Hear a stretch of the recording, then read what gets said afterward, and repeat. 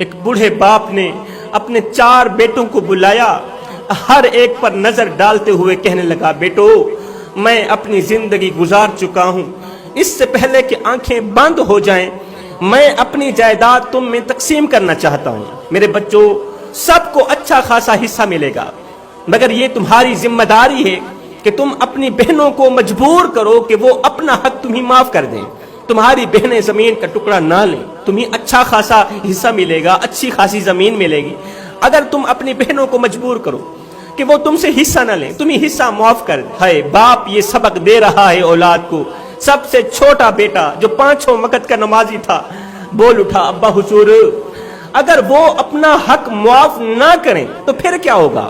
اگر ہماری بہنیں اپنا حق معاف نہ کریں، اپنی زمینیں جائیداد کے ٹکڑے ہمیں معاف نہ کریں تو پھر کیا ہوگا؟ بوڑھا باپ خشک ہونٹوں پر زبان پھیر کر بولا، ورنہ کیا ہوگا؟ تمہارے باپ کی زمین غیروں میں چلی جائے گی، تمہارے باپ کی جائیداد غیر لے جائیں گے۔ مگر ابا حضور بیٹی کو جائیداد سے حق دینے کا حکم تو اللہ نے خود دیا، اللہ نے خود فرمایا ہے کہ بیٹی کو جائیداد میں سے حصہ دو۔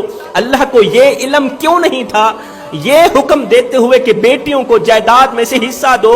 اللہ کو یہ علم کیوں نہیں تھا کہ بیٹی کو حصہ دینے سے زمین غیروں میں چلی جاتی ہے؟